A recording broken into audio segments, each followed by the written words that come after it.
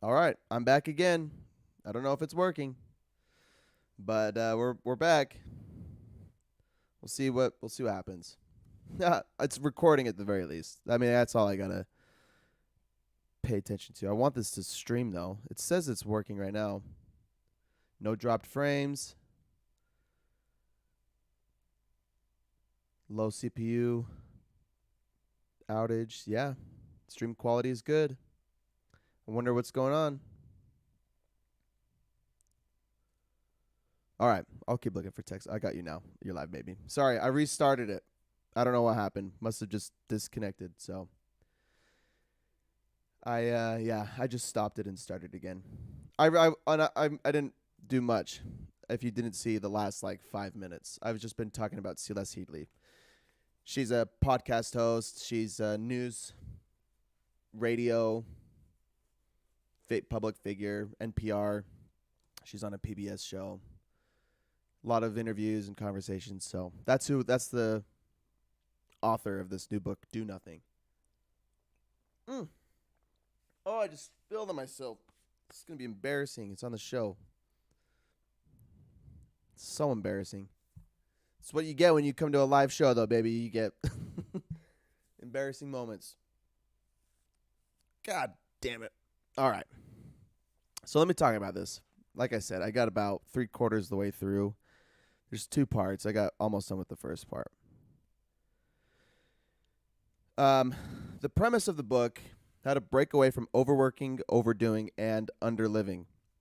I think the whole idea of the book is we have become consumed with working too much to the point where it's decreasing the quality of our lives. I just got another notification.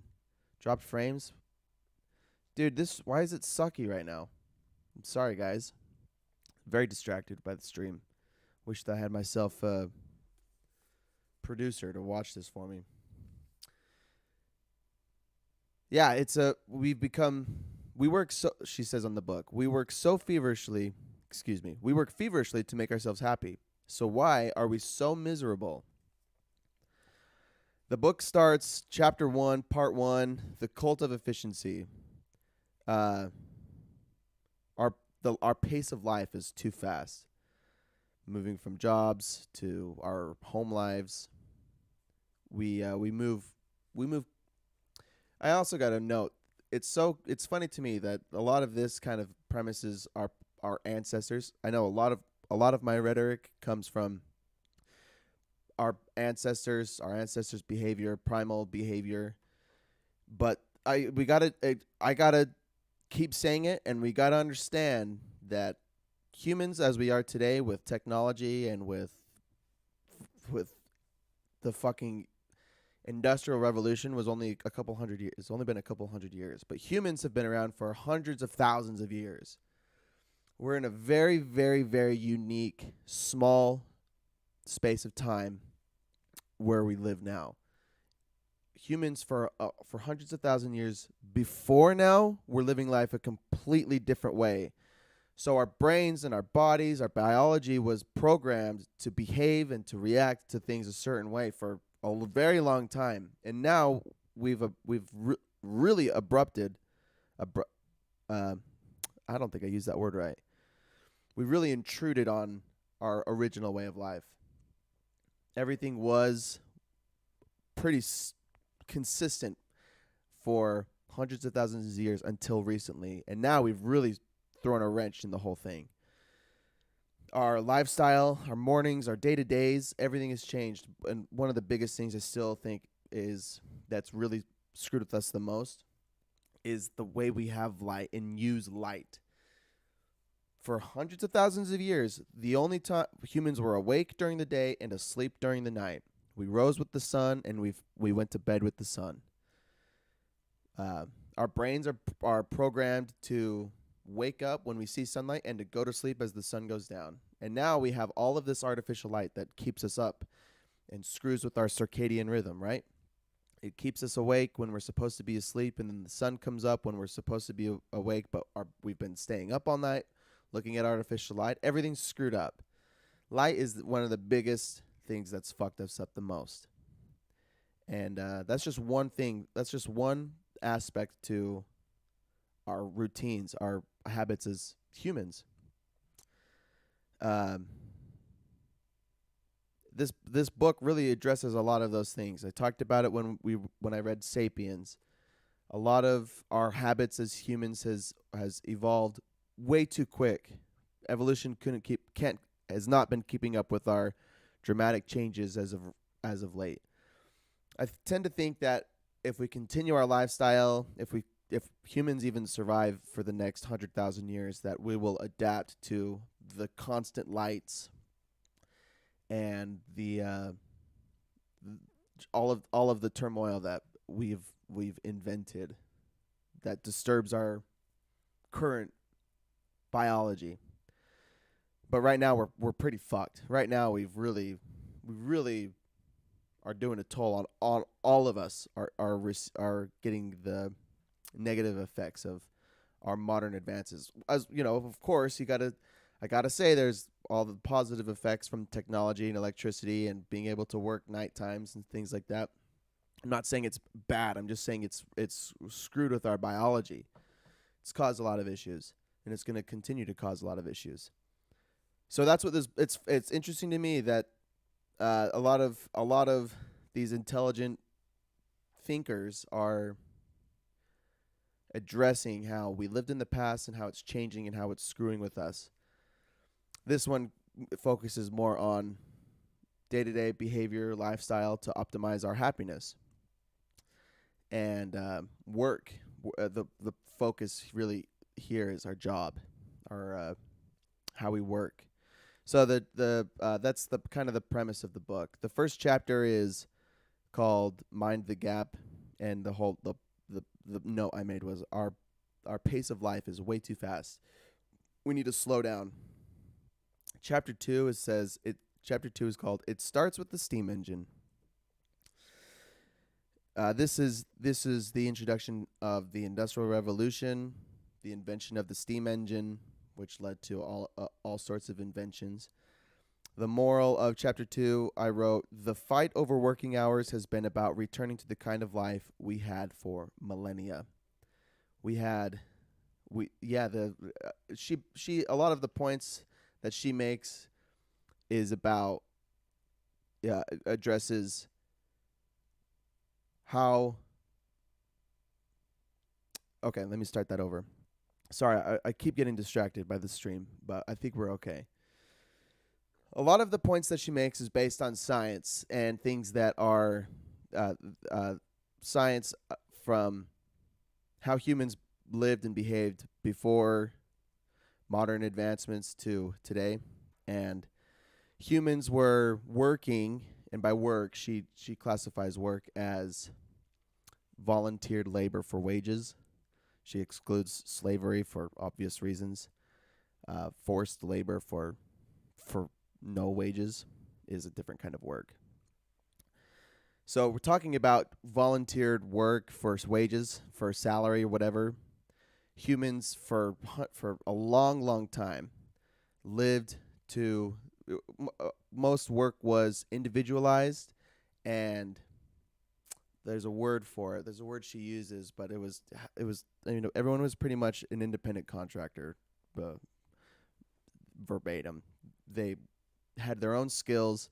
They contributed to a community with their skills, and there was a system of trades. There wasn't always money in circulation. Money is a recent phenomenon as well.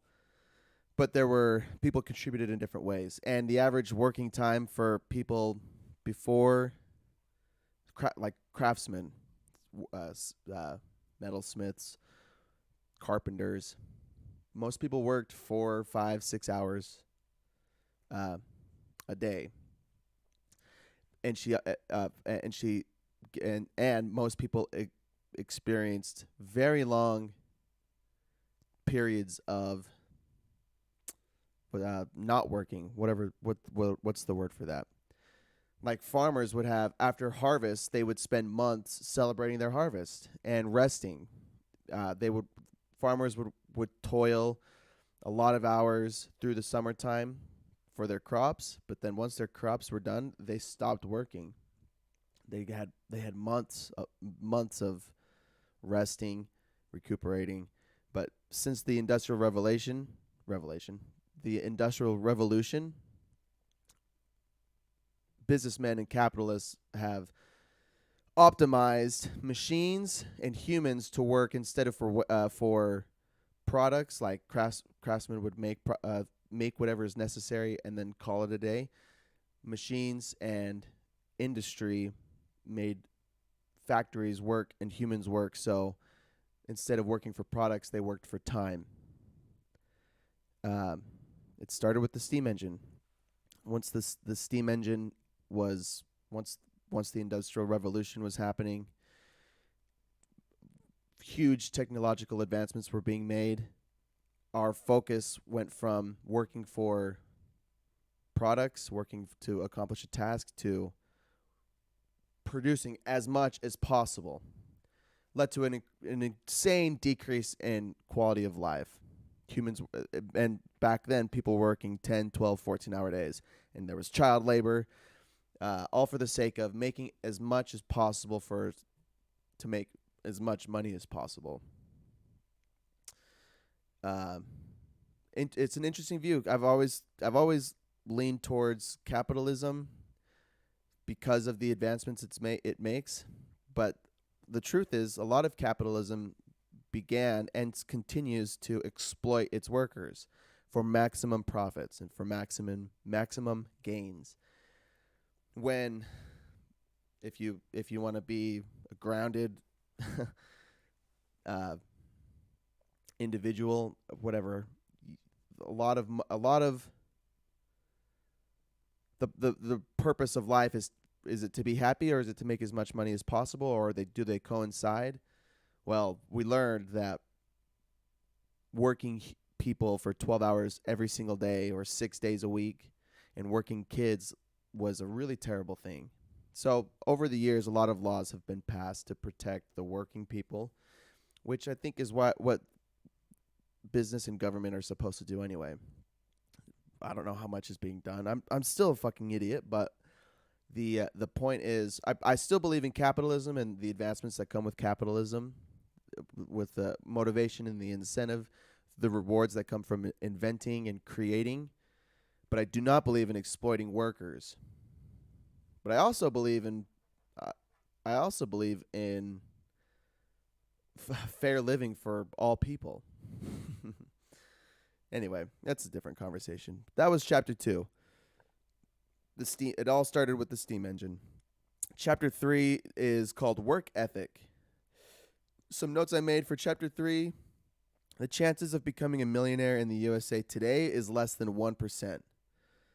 So she poses the question, is the American dream a healthy myth? Is it a healthy myth, or is it a mass delusion? Is the American dream a healthy myth or mass delusion? Think about that for 2 seconds. Oh, that coffee's so good. I've thought a lot about this as well. I think I've fallen victim to the American dream. Of course, I would love to accomplish a lot and produce a lot and make enough money to take care of myself. But I think I've expressed before that my focus now isn't so much as making as much money as possible. It's making enough money so that I don't have to worry about my bills and my expenses, and I can take care of my family, be 100% available for my family, and also do things that I enjoy, all without being strapped to a job or strapped to my bills and expenses. So the question is, the American dream a healthy myth or is it mass delusion? I think it's probably kind of both. The American dream, where anybody can make it, anybody can succeed if they work hard, this mentality, work hard, it's not, I don't think it's inherently bad because it does produce it, and the idea that it contributes to our community as Americans. If people work hard, they create jobs for other people. contribute to the economy, this and that. But does it? But the question, the overlying question is: are we happy doing it? Is it a happy thing or is it an unhealthy thing? Is it a delusion or is it a healthy myth? Another note I made for chapter 3 was we are treating leisure. Excuse me. We are trading leisure for labor for not much profit. A big point of the book is overworking ourselves. We trade our leisure time. She calls it leisure. She says leisure in the audiobook. Leisure. Is it leisure? Because I've always said leisure. We trade our leisure time for more labor, and studies show that the trade is not necessarily fair. We work extra hours. We work overtime. We put in extra and receive very little. The concept, the idea that the more we put in, the more we receive is not true for most businesses, for most working class people. So another Rich Dad Poor Dad gives he tells a story. I'm remembering it very vaguely of questions that he's received about exploiting workers, and the point that he makes is an interesting point. He says people that are in the system are exploiting themselves. Business owners don't exploit the employees. The employees exploit themselves by not being educated and not being knowledgeable about how the business works. I think the story was about his mentor would keep when they would demand raises, they would demand fewer hours. He would make them wait. His mentor would make his employees wait in the lobby for so long before he would speak to them. And Robert Kiyosaki would say, "You're exploiting your workers. You're being rude to them." And the rhetoric was, they exploit themselves. They exploit themselves by letting me boss them around and letting me determine their wages. That's the rhetoric. So I appreciate that point. I don't know. It seems kind of controversial, but I also think that it's true. If uneducated people, and I'm one of them, assume that the way things are is good, and so you go work a 9 to 5 every day, and you work overtime, you work extra hours, you put in extra days, you take holidays off, you forfeit your vacation time to put in more hours at your job, because this idea that it's going to come back to you is a fallacy. It's statistically a fallacy. Most businesses aren't, the reward for doing that isn't very great. So in that instance, it really is part of a myth. It's not a healthy thing that we do. Trading our leisure for more labor. That's chapter 3. Chapter 4 is called Time Becomes Money. This is kind of what I was saying before about industries, again, exploiting their workers to work them more hours for more money. Some notes I made in chapter 4. The more money you make, the more likely you'll believe you have no time to waste. The more money you make, the more likely you'll believe you have no time to waste. Got to put in more hours to make more money. She poses the question, are you happy with the balance between work and personal life? No, I'm not. No, I'm not. And I don't think it's wrong or selfish to say that I don't want to work even 6 hours of the day.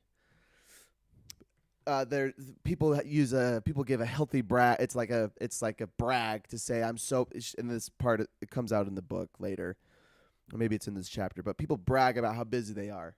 They brag about how many jobs they have. I just picked up my 3rd job and now I work 50, 60 hours a week. It's like people are proud of it. People are proud of putting in all of this work. Look how hard I'm working. It's a brag. But I think it's a dumb ass brag. I don't want to work. I really don't even want to work 6 hours of the day. I have things that I love. I have hobbies and I have people that I love and I want to spend time with and things that I want to do, places I want to go, things I want to see, and things I want to enjoy. And it's not. It's I hate that this idea of you don't want to work because you want to be lazy. But the point of the book is not being lazy. It's about being idle. Idleness is different than laziness. Lazy people, there's an inherent unattractiveness about lazy people. Again, this comes later in the book. I'm skipping ahead, but this is what's on my mind. I want to spend most of my life doing things that are fun, and I have a friend that this book really reminds me of. He works really really hard, but he takes a ton of vacation time, and he goes to really cool places.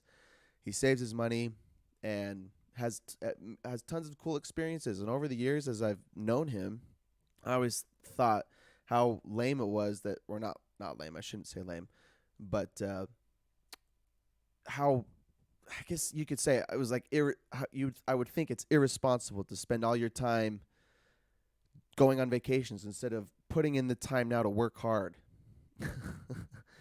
But he's living life, and that's the point. That's the whole point of living, is to live. The point of living is not to work. In some regards, all humans have always worked, even back to hunters and gatherers. A lot of work was required to survive. She talks about needs later on that require work: food, water, shelter, sleep, human connection, and novelty. Not all of them require work. Sleep does not require work, but to build shelter, to find food, to find water requires some work. But it does not require 8 to 10 hours every single day. Humans have always worked, and there's an inherent attraction biologically to routines and to habits. We love habits and routines biologically, and it stems back to our primal ancestors. So I want to work a job only a few hours a day to survive, ideally. And then, just like the intelligent investor and just like Rich Dad Poor Dad, I want to invest the money that I make into my asset column so that money is being produced, because money's not fucking real. We just created it as a medium in exchange for service and labor. I want to invest that money into other things that are producing income that gets put back into my pocket for no effort, so I can live and pay my bills, my expenses, pay for things that I need, food, water, shelter, without having to work, and then live my fucking life, baby. That's the point. That's the whole fucking point. Live the happiest, healthiest life as possible. Spend more time exercising, spend more time in leisure, in idleness. Here's a great example with idleness versus laziness. Oh, I'm getting fucking heated, but I love this.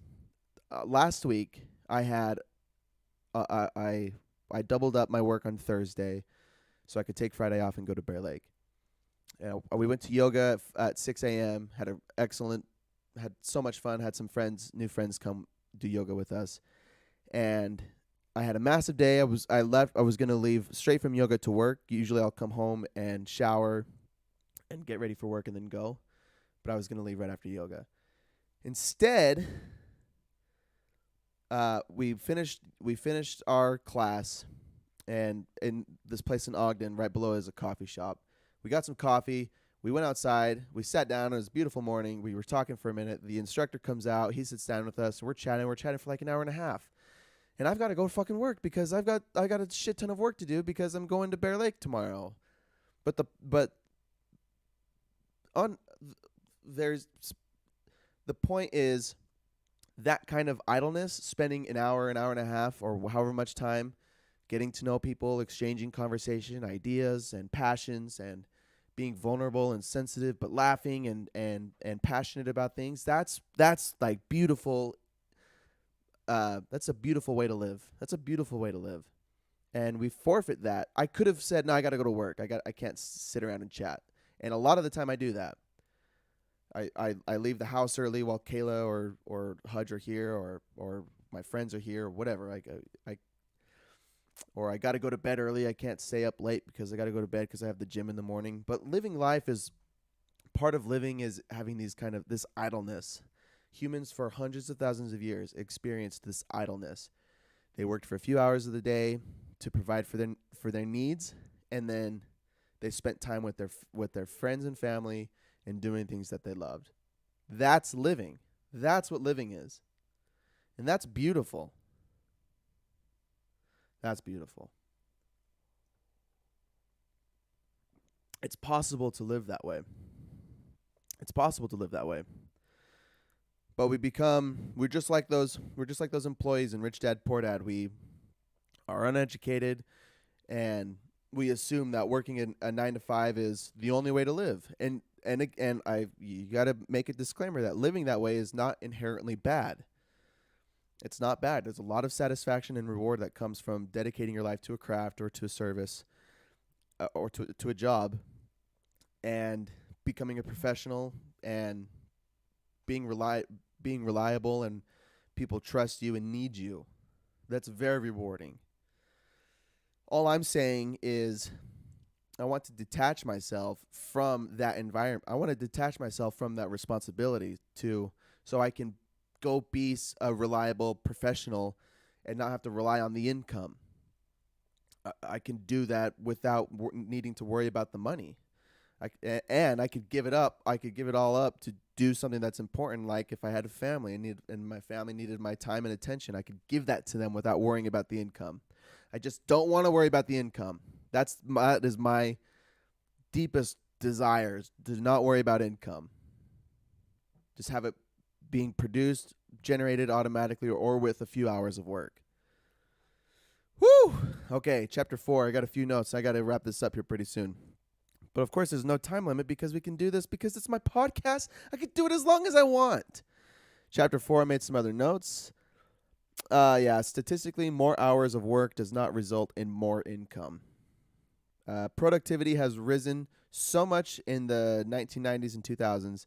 Most people can enjoy the same standard of living and work half of the year. Yet employers choose to keep their employees busy to continue increasing productivity. Did you hear that? Does that make sense? Productivity has risen so much that most people can enjoy the same standard of living they live right now and work half of the year. Yet, employers choose to keep employees busy to continue increasing productivity. And I think the way that works is all of the money that is being generated by the employees is not being put back in their pockets. It's being put into the owner's pockets. Employers exploit their workers, with quotations, or the employees exploit themselves by subjecting themselves to a 9 to 5 regimen, being paid by time and not by skill, where they need to work the entire year to pay for their needs, their life. But statistically, the amount of money that they're producing, if they were making the money that they contributed to the product or service and not by the hour, they could enjoy the same standard of living with half of the work. They work 2 or 3 days a week, or they work 4 hours every day, or they work half of the year. Is that wild? It's wild. I think it's wild. And technically, as a business owner for a carpet cleaning company, I could do that. I could choose to make 4 hours of work a day. It just comes with turning down a lot of work, and it's tricky in this kind of regard where I gotta say no to work because then my phone stops ringing. I don't really know how it works. I could try to. I'm really stuck in the routine, of the grind of 9 to 5. And I try to balance my calendar as best as possible. The more I learn about stuff like this, really the less I want to work cleaning carpets or whatever. It's not carpets. It's just working in general. I want to work. And I need to work to pay for my needs. And I guess technically I could work half of the time and enjoy the same standard of living. I would make less income, but the income that I do make, I would invest in assets that are producing income for me. See how it works? And anybody could do this. It just takes the knowledge and the experience, right? That's why I'm doing this podcast. That's why I read these books. I have to learn how to do this. This is my end life goal. Ooh, fired up. And I hope that if you're listening to this too, you feel the same way. Some more notes I made from chapter 4. Having no free time indicates how hard you're working, and hard workers. Oh, I had a typo. Hard work garners almost immediate respect. Oh yeah, maybe that's right. Having no free time indicates how hard you're working, and hard work garners almost immediate respect. I just never use garners. When did that enter my vocabulary? Having no free time indicates how hard you're working. Yep, like I said, it's a brag to say how busy you are. That's a brag for most people, because hard work garners almost immediate respect. That's the culture. That's our culture that we live in now. We skimp out on personal lives to focus on our careers, and we don't get the return on investment we expect. That's chapter 4. I think I've made my point very clear. Chapter 5, work comes home. We equate idleness with laziness. They're two different things. We've become obsessed with hyper-productivity. I really have become with hyper-productivity, like sticking super strictly to a workout routine or to your diet and your work schedule. The culture is hyper-productivity. I made a note that says this book or this chapter echoes Irresistible, the Adam Alter book about addictions, with how goal orientation decreases quality of life. Yep, goal orientation. We shouldn't be goal oriented. What was the note I made? Instead of goal orientation, let's see, I still got the note. Instead of goal orientation, let's see if I can find it. Instead of goals, live your life by systems. Yep. System oriented. So instead of goal oriented, people are happier living systematically, system oriented. So instead of saying I have to get 10,000 steps a day, goal oriented, be system oriented. I need to walk every day. I need to listen to my body. If I can walk more than 10,000, I should. If I need to walk less than 10,000 a day, I should walk less than 10,000 steps. System oriented. Do you want to? I'm only going to eat 2,500 calories today, or am I going to listen to my body? I'm going to eat more or less. What is my system? Do I want to gain weight? I'm going to eat more. But if I'm too full, I'm not going to force myself to eat 2,500 calories. If I'm trying to lose weight, and I'm my 1,800 calories, and I'm at I eat my 1,800 and I'm starving, or it comes with side effects like headaches or fatigue or nausea or sickness, whatever, you should eat more fucking food. That's system oriented. Humans are happier living by systems instead of goals. Oh, see how they're all of these smart thinkers, they're all saying the same fucking thing. All of this money people are saying the same thing. All of the health oriented people, social oriented people, they're saying the same things. Live your life by systems, and balance your work and your physical life, your social life. Balance it. Don't force yourself to work too much. Don't be consumed by social media. Don't be consumed by goals. I fucking love all of this. They're all saying the same thing. It's awesome. It's so awesome. Chapter 6 is the busiest gender. This one talks about statistically women are I didn't make a ton of notes about chapter 6. Sorry, women. Chapter 6, most women work harder than men. They're forced to because of societally. In society, women work jobs. They often work from home. They're usually responsible for kids. They're the kids that they have. So they statistically they are busier, right? And then that comes with this idea of multitasking. This chapter talks a lot about humans are incapable, literally incapable of multitasking.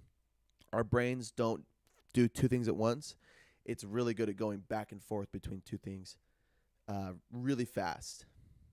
But over time, studies show that's a harmful way to complete tasks. Our bodies perform better and our brains are healthier when we focus on one thing at a time. So, a personal example, I got to be honest. When I play video games. Kayla will come home. My girlfriend will come home from from work, or she'll come downstairs and say hi. And usually I'll try to, I'll take my headphones off and I'll try to play my game. I'm in the middle of a game and try to talk to her, and then I suck at my game, and then I suck in my conversation. It just sucks. It's a terrible way to get anything done. So typically you either turn the game off and you talk to her, and girls don't want to hear this, or you say, give me 5 minutes to finish this game and I'll come talk to you. That's very controversial. Putting a video game over a woman? How dare you? Chapter 7, Do We Live to Work? This is where she talks about our basic human needs. Food, water, shelter, sleep, human connection, and novelty. She did not mention sex. These 6 points came from another study. I don't remember who. I didn't make the note. I could find it, or you can look it up. Freud talks about sex as our greatest human need. This other study disagrees. I think in this study, sex would fall under number 5, human connection. But that's just pretty general. Food, water, shelter. And this is why you have to work a little bit too. Humans have always had to work a little bit to meet these needs. Food, water, shelter. All animals do. All animals work a little bit. But squirrels don't work a 9 to 5 with their nuts. There's not a factory line of squirrels harvesting and burying or hiding nuts. They do it according to their needs. It takes however much time it takes for a squirrel to do that. Food, water, shelter. It also, there's an interesting study done on ants where it'd be easy to look at a colony of ants and think that they're all working all day, all the time. There's just lines of them carrying food, and there's just a shit ton of ants. There was a study done on a colony of ants, and they found that, I don't remember the number, I'm going to make a number up, very low nut percentage of ants are working at a time. I'll say 10% of ants are working at a time, and the other 90% are hanging out in the colony. In fact, not only are they just hanging out, but they're staying out of the worker's way. And they take shifts. So some ants, the worker ants, go do their thing, and then they come back and exchange with the hanging out ants. And a lot of it is protecting their queen ant. I think bees are the same way. A lot of it is hanging out. Most animals and insects are just hanging out. But humans, we've developed complicated language, and we exploit ourselves by believing we need to work 8 hours a day to meet our human needs. It's not true. Never has been true. Work, another note from chapter 7, work is not always good and healthy. We feel better when we're working because society says idleness is bad. This has been an awesome book. It's helped me chill the fuck out, honestly. Chapter 8, evolution and mind melding. This is talks about human connection and communication. Humans communicate best through voice, face-to-face communication. We love rules and routines. Studies show that when humans are playing, we are the most happy. We are most fully happy. I'm sorry. Maybe she doesn't say happy. When we are playing, we are most fully human. Yeah, what was the diet book that I just read? Primal Blueprint by Mark Sisson. One of the 10 lists on primal behaviors was play. Was humans playing?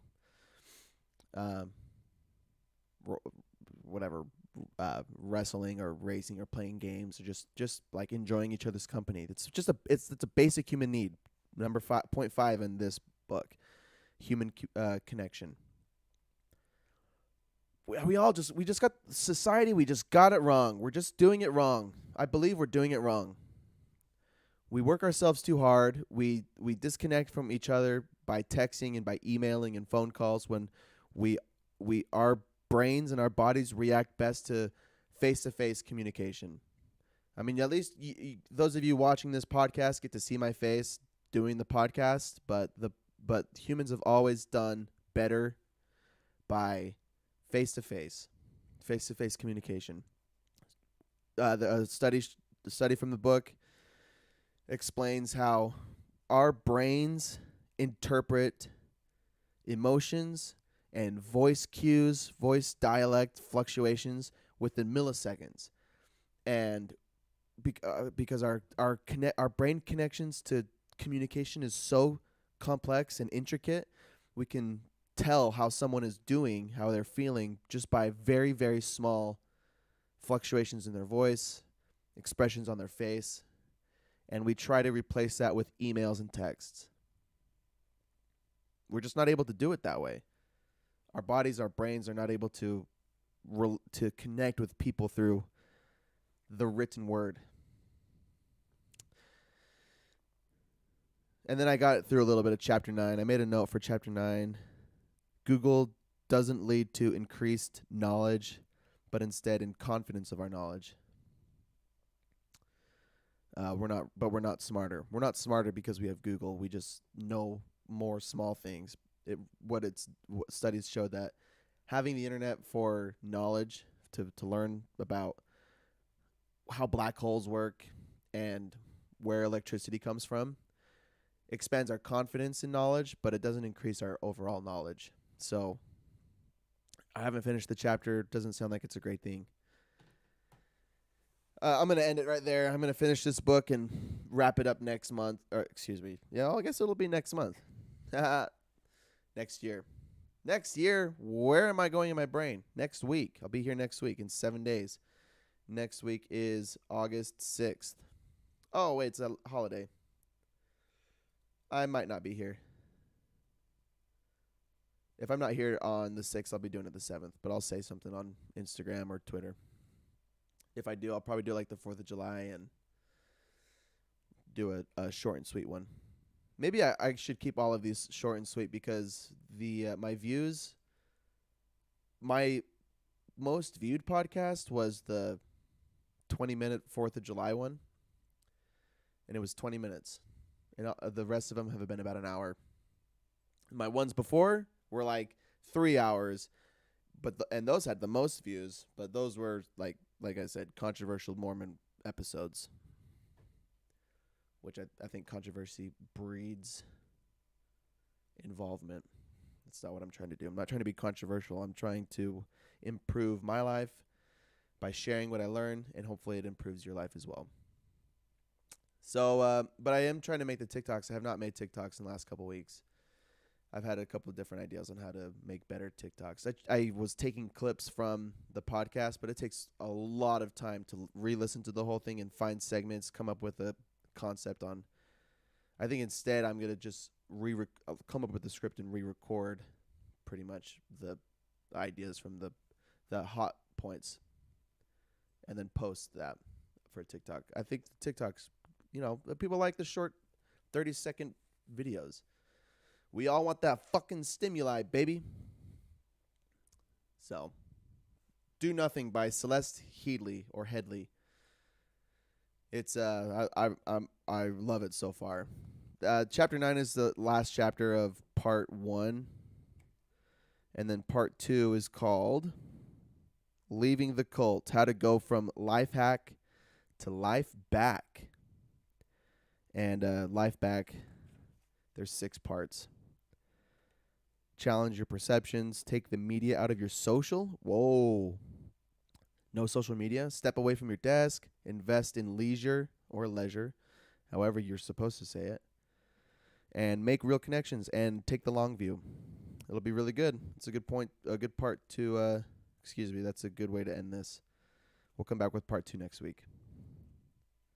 Thanks for tuning in for a little bit. Shy Gamer Girl, you were here for a little while. Sorry about the breakups at the beginning of the podcast. I don't know why. The stream has been great the rest of this. So it's 9:03 on August 30th, a Monday. I'm going to go clean some carpets. I'm going to try to balance my work-life schedule. I like to play video games. I like to play music, hang out with my friends, drink coffee. Just hanging out in front of that coffee shop, and with my friends talking was so enriching. It was so enriching, rewarding, satisfying, and I want to do more of that. I bought some nice furniture upstairs, so I have a really comfortable front room. I have a liquor cabinet. I want people to come and enjoy some drinks. I have a little Zen garden. Come play in the Zen garden, relax. Just comfy spaces and good company. It's way better than social media. Social media is those quick hits in the brain. TikTok is just like really quick stimuli, and I'm a victim of it. And removing it and replacing it with in-person communication, long-form conversations is so much more rewarding. It takes a lot more effort than opening your phone and going to an app, but we're learning with studies how detrimental those can be, trying to replace the long-form conversations and the in-person play, replacing those things with social media, how harmful that is. It leads to a lot of depression. People are lonely. They feel isolated, and they try to fill the gap by getting attention on social media. I've been a victim of that. I still try to do that. That's why I continue to do this podcast with very few listeners, because I'm not doing it for you. I'm doing it for me. And if you want to listen and this becomes famous, awesome. But I'm not doing it for that. I'm doing it because it's forcing me to learn this awesome material. It's not even forcing me. It's encouraging me because I want to do it.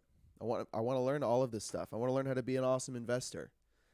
I want to learn how to have excellent, healthy communications, healthy habits, friendships, relationships, work life, leisure life, balance it. You're optimizing all of it. So I'm going to end it there. I don't know. I think it's been an hour. I got cut off about 10 minutes in the first part. So thanks for showing up. If you're listening to this later, thanks for listening. You know I appreciate it. I love the support for doing this. I know I said I don't do it for any of you, but those of you that do message me and tell me you're listening, I love to hear it. You don't have to. I hope that you're gaining some insight, making improvements in your life just by the message, the things that I'm sharing. So in any case, have an excellent week. Go do some hard shit. Challenge yourself. Balance your life.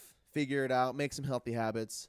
Write some goals down. If you get discouraged, write your goals down. Write your why down. Your deep emotional wants. Your deep emotional don't wants. And figure out how to make them work to come to fruition. It's how we live happy lives. Read these books. They're amazing. Share any other books that you have with me. I'm so happy to hear what you have. A lot of books that I have read have been recommendations. Love this journey that we're all on. And we'll be back, if not next Monday, then next Tuesday. Have a great week, everyone. Take it easy.